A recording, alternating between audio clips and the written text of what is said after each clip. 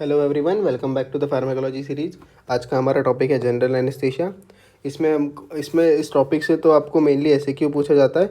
एलएक्यू के चांसेस बहुत कम है और ये एमसीक्यू पॉइंट ऑफ व्यू से बहुत इंपॉर्टेंट टॉपिक है। तो चलिए सबसे पहले पढ़ते हैं इसका क्लासिफिकेशन।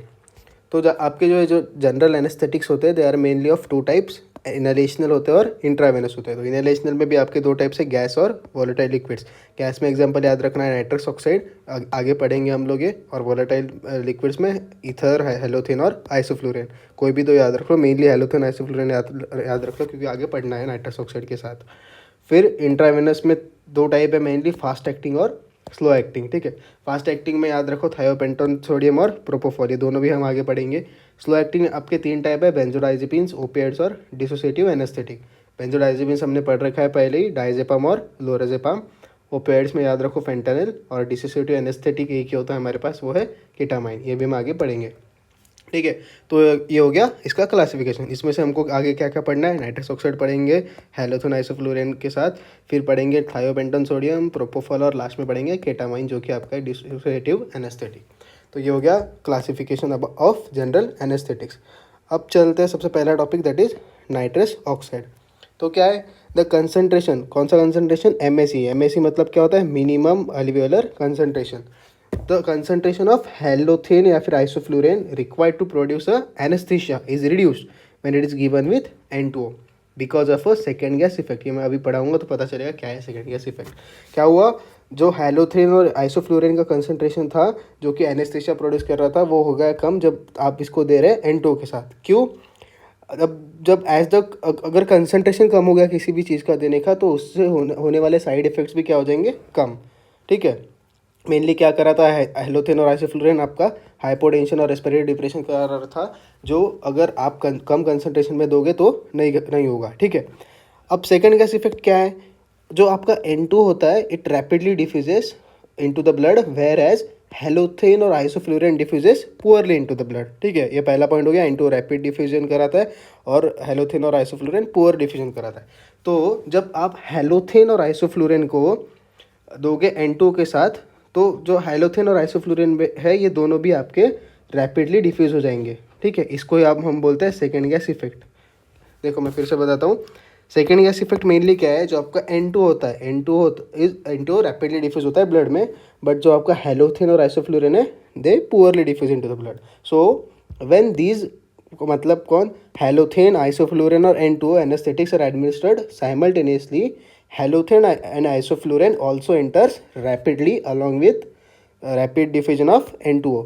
मतलब अगर N2 के साथ दे रहे हो तो हेलोथेन और आइसोफ्लूरेन भी रैपिडली डिफ्यूज हो जाएंगे ब्लड में। This is known as second gas effect, बहुत इंपॉर्टेंट है।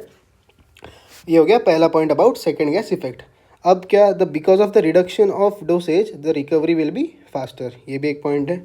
The next point is the halothane and isoflurane is a potent anaesthetic and poor analgesic. Important point, the halothane and isoflurane are potent anaesthetic and poor analgesics, where as the N2O क्या है, it is अ उल्टा इसका, good analgesic and poor anaesthetic. अब देखो इनकी actions अलग अलग है, इसका मतलब अगर इनको साथ में दोगे तो बेनिफिशियल इफेक्ट हुआ। मतलब क्या लिखा है, the combined effect of this two drugs results in the potent anaesthesia and good analgesia. ठीक है, मतलब एनेस्थेशिया कौन कराएगा, हेलोथेन और आइसोफ्लूरेन, और जो एनाल्जेसिया कौन कराएगा आपका, mainly N2, because it is a good analgesic. ठीक है, सो ये पढ़ लिया हमने कि दोनों को साथ में देंगे तो हमको एनेस्थेटिक इफेक्ट और एनाल्जेसिक इफेक्ट दोनों मिलेंगे। अब पढ़ेंगे व्हाट इज डिफ्यूजन हाइपोक्सिया।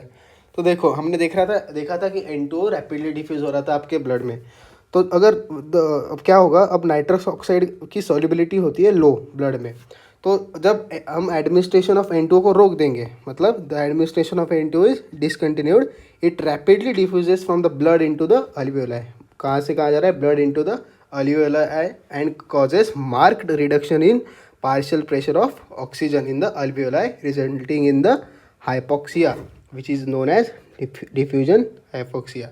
ठीक है, so it can be avoided by giving 100% of O2 for few minutes immediately after N2O is discontinued। मतलब O2 अगर दे दिया तो हाइपोक्सिया कवर हो जाएगा। मतलब क्या था मेनली, देखो डिफ्यूजन हाइपोक्सिया क्या है, आपका जो N2 होता है it has low solubility into the blood. ठीक है, ये है फर्स्ट पॉइंट। तो क्या हुआ, when the administration of N2 is discontinued, हमने N2 को बंद कर दिया तो क्या हो गया, आपका जो N2 था वो रैपिडली डिफ्यूज़ हो गया, ब्लड से अल्वियोला में गया, ठीक है। अब ब्लड से अल्वियोला में गया जिसके कारण क्या हुआ, हाइपोक्सिया। हाइपोक्सिया हुआ क्यों, आपका पार्शियल प्रेशर ऑफ ऑक्सीजन एकदम से कम हो गया जिसके कारण हो गया hypoxia.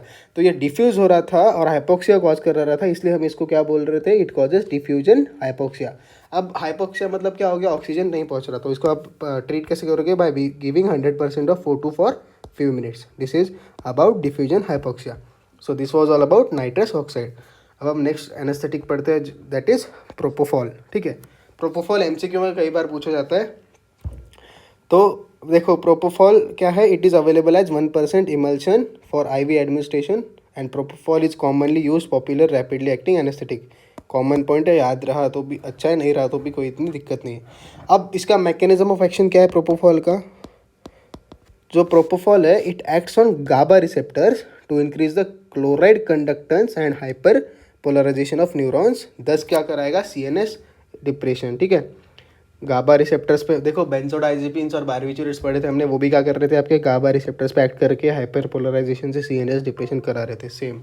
So it is same, it has same mechanism of action as benzodiazepines, ठीक है। It has rapid onset and short duration of action for long procedures. So it can be given in repeated doses or as continuous dose. ठीक है। अब क्या होता है, it has a highly bound, it is highly bound to plasma proteins. It also crosses the placental barrier and can be used in pregnant women. ठीक है। अब देखो कहाँ कहाँ यूज़ हो रहा है, कैसा यूज़ हो रहा है, तो induction of anaesthesia and recovery are rapid, ठीक है, ये हो गया पहला पॉइंट। जो रेसिडुअल सिम्टम्स होते हैं वो होते हैं कम। The most suitable for out patient surgical procedures, it is most important SAQ 2-3 बार पूछा गया है अभी तक कि which is the anaesthetic mainly use और suitable for out patient surgical procedures, that is propofol, बहुत इंपॉर्टेंट पॉइंट है। No irritation of air passages, suitable for asthmatics, has an antiemetic effect also, additional effect है। Can be use for both induction and maintenance of anaesthesia, frequently use to sedate patients in ICU, then it is used in status epilepticus. देखो मैंने जब status epileptics आपको पढ़ा था, जो हमने step 3 पढ़ी थी, जहाँ पे हम दे रहे थे एनेस्थेसिया, कौन सा था, एक तो आपका प्रोपोफॉल ही था और दूसरा मैंने बताया था मिडाजोलम था, है ना।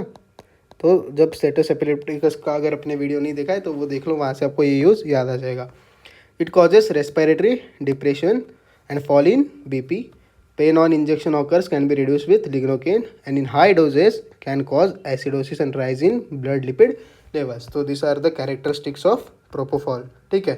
मोस्ट इंपॉर्टेंट MCQ क्या था, OPD out patient surgical procedures में आप देते हो प्रोपोफॉल, ठीक है। और ये हमने पढ़ लिया था मैकेनिज्म ऑफ एक्शन, जो कि गावा रिसेप्टर्स पे एक्ट कर रहा था, जिसके कारण मेनली CNS डिप्रेशन कॉज कराएगा, ठीक है। So this was about propofol. अब चलते हैं थायोपेंटोन सोडियम। देखो ये हमने बारबिचूरेट्स में भी पढ़ा था, थायोपेंटोन सोडियम क्या था, it is a ultra short acting barbiturate, it is a ultra short acting barbiturate and is commonly used in IV anaesthetic for induction of anaesthesia.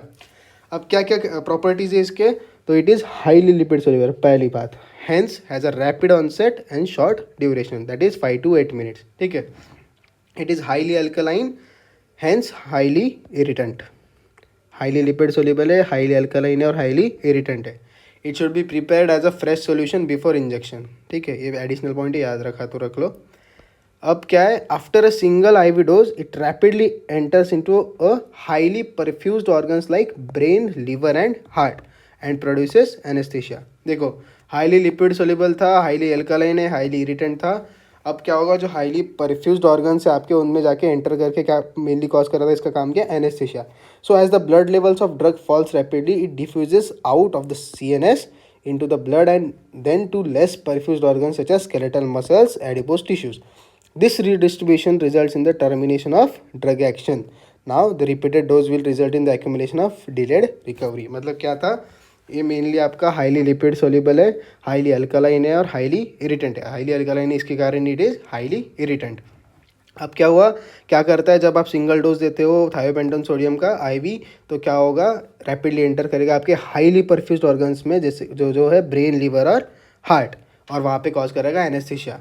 तो जैसे ही blood level blood as blood level of the drug falls rapidly क्या करेगा, diffusion करा के फिर आपका आएगा ये लो परफ्यूज्ड ऑर्गन्स में, ठीक है। मतलब सेंट्रल नर्वस सिस्टम से it diffuses out into the blood and then into the less perfused organ such as skeletal muscle and adipose tissue, फिर उधर एनेस्थीसिया प्रोड्यूस करेगा, ठीक है। अब यूजेस कहाँ का है, तो thiopentone sodium is used for induction of anaesthesia हो गया पहला यूज़। फिर हमने पढ़ा था it is also used as anti convulsion, ठीक है, पहले ही पढ़ लिया हमने ये। इट इज़ यूज्ड इन सब anaesthetic doses, thiopentone can be used for narco analysis, बहुत इंपॉर्टेंट है ये भी पॉइंट, ठीक है, इन साइकेट्री। तो पहला यूज़ क्या पड़ा, एनेस्थीसिया पहला यूज़, दूसरा यूज़ एंटी कन्वर्सन और तीसरा इन नार्को एनालिसिस, ठीक है। अब एडवांटेजेस क्या है थायोपेंटोन के, तो it is rapid induction of anaesthesia and rapid recovery, does not sensitise the myocardium to circulating catecholamines, ठीक है। ये हो गया इसके एडवांटेजेस, याद रहे तो ठीक है, नहीं तो ऐसे स्पेशली एडवांटेजेस कोई नहीं पूछेगा आपको, ठीक है। तो this was about thiopentone sodium. Mainly uses याद रखो, एक तो एनेस्थेटिक था, एक एंटी कन्वल्सेंट और दूसरा नार्को एनालिसिस में। फिर हाईली लिपिड सोल्यूबल था, हाईली अल्कलाइन, जिसके कारण इट इज हाईली इरिटेंट, पहले हाईली परफ्यूज्ड ऑर्गन्स में जाके एनेस्थीसिया कॉज करेगा, फिर सीएनएस से बाहर आके ब्लड में जाएगा, then into less perfused organ such as skeletal muscle and adipose tissue. तो this was about thiopentone sodium. अब पढ़ते हैं केटामाइन, बहुत इंपॉर्टेंट है, एक ही जो डिसोसिएटिव एनेस्थेटिक है हमारे पास, दैट इज केटामाइन, ठीक है। क्या है, it produces dissociative anaesthesia, this is also important MCQ, ठीक है। विच इज़ कैरेक्टराइज्ड बाय, अब डिसोसिएटिव एनेस्थेसिया है कैसे पता चलेगा, it is characterised by sedation, amnesia, marked analgesia, unresponsiveness to commands and dissociation from the surroundings. क्या क्या करा रहा है केटामाइन, मेनली आपका डिसोसिएटिव एनेस्थेसिया, ठीक है। अब इसका मैकेनिज्म एक्शन क्या है, जो आपके एनएमडीए रिसेप्टर्स होते हैं ना, NMDA type of glutamate receptors को ये करता है block, it acts by blocking the NMDA type of glutamate receptors, this is the mechanism of action of ketamine. It is commonly given by IV route and other route are IM oral और rectal, ठीक है। Mainly आप दोगे इसको intravenously. अब कैसे, ketamine has a good analgesic effect, it causes bronchodilation suitable for asthmatics, ketamine causes sympathetic stimulation, जिसके कारण क्या होगा, एएनएस में पढ़ा, अगर सिंपैथेटिक नर्वस सिस्टम स्टिमुलेट हुआ तो क्या होगा, हार्ट रेट, बीपी और कार्डियक आउटपुट सब बढ़ जाएगा और मसल टोन भी इंक्रीज हो जाएगा, ठीक है। It is used in patients with hypovolaemia and is well tolerated in children, this are the properties of ketamine. क्या था, पहले तो इट प्रोड्यूसेस डिसोसिएटिव एनेस्थीसिया, जो उसका कैरेक्टर कैसे पता चलेगा डिसोसिएटिव एनेस्थीसिया है, तो sedation, amnesia, analgesia, unresponsiveness to commands and dissociation from the surroundings, this are the signs of dissociative anaesthetic. अब मैकेनिज्म एक्शन क्या था, कि ब्लॉक कर रहा था NMDA type of glutamate receptors को। It is a good analgesic, acts as a bronchodilator also. Ketamine causes sympathetic stimulation of sympathetic stimulation, जिसके कारण हार्ट रेट, बीपी और कार्डियक आउटपुट बढ़ गया, मसल टोन भी बढ़ गया, and it is well tolerated in children. अब site of action क्या है, mainly cortex and subcortical areas. अब क्या, ketamine is highly lipid soluble, same as thiopentone, rapidly enters into highly perfused organs like brain, liver and heart, later it distributes to less perfused organs and metabolized in liver। तो this is same as thiopentone sodium, पहले क्या करेगा, highly perfused, पहले तो highly lipid soluble है, इसके कारण highly perfused organ में जाके एनेस्थेसिया प्रोड्यूस करेगा और फिर लेस परफ्यूज्ड ऑर्गन्स में जाएगा। So this is site of action. Now what are the uses of ketamine, for the first use is operations of head, neck and face, HNF। फिर for dressing of burn wounds and well suited for children and asthmatics, क्योंकि bronchodilation करा रहा था इसीलिए आप इसको अस्थमेटिक्स में भी दोगे, ठीक है। The three uses are operations of head, neck, face, for dressing wounds and well suited for children and asthmatics. Now what are the adverse effect and contraindications. अब देखो, सिंपैथेटिक स्टिमुलेशन करा रहा था तो क्या होगा, increases BP and heart rate, hence is contraindicated in patient with hypertension and cardiac अरिथमियाज and also ischaemic heart disease. It increases intracranial pressure and causes emergence, delirium and hallucinations. These are the adverse effect and contraindications of ketamine, ठीक है। Sympathetic stimulation के कारण it is contraindicated in hypertension and ischaemic heart disease. It also increases intracranial pressure and causes emergence, delirium and hallucination, ठीक है। So this was about general anaesthetic. सबसे पहले हमने क्या पढ़ा, हमने पढ़ा जनरल एनेस्थेटिक का क्लासिफिकेशन, दो टाइप के थे, इनहेलेशनल और इंट्रावेनस। फिर हमने एक एक करके सबसे पहला नाइट्रिक ऑक्साइड, इसमें हमने सबसे मेन पढ़ा सेकेंड गैस इफेक्ट। फिर हमने पढ़ा what is diffusion hypoxia. Then हम गए प्रोपोफॉल पे। प्रोपोफॉल में सबसे इंपॉर्टेंट एमसीक्यू हमने पढ़ा कि it is most suitable in out patient surgical procedures. फिर हम इसका मैकेनिज्म ऑफ एक्शन भी पढ़ा था जो था बेंजोडाइजेपिन्स के सेम। फिर हमने इसके कैरेक्टरिस्टिक्स पढ़े थे। फिर हमने पढ़ा thiopentone sodium. Then we went to ketamine. ठीक है, केटामाइन में हमने क्या पढ़ा, it is only a dissociative anaesthetic जो कि NMDA type of glutamate receptor को ब्लॉक करके एक्ट कर रहा था। ठीक है, it is suitable in children and causes also bronchodilation और सिंपैथेटिक स्टिमुलेशन भी कर रहा है। ठीक है, फिर हमने पढ़ा it has same action as thiopentone sodium, क्या कि लिपिड सोल्यूबल है इसलिए हाईली परफ्यूज्ड ऑर्गन्स पे सबसे पहले जाएगा और फिर जाएगा लेस परफ्यूज ऑर्गन्स पे। फिर हमने इसके 3 यूजेस पढ़े, पहला HNF, फिर dressing of burn wounds and then suitable in children and asthmatics. Then we learned about adverse effect and contraindications of ketamines. So this was all about general anesthetics. Thank you.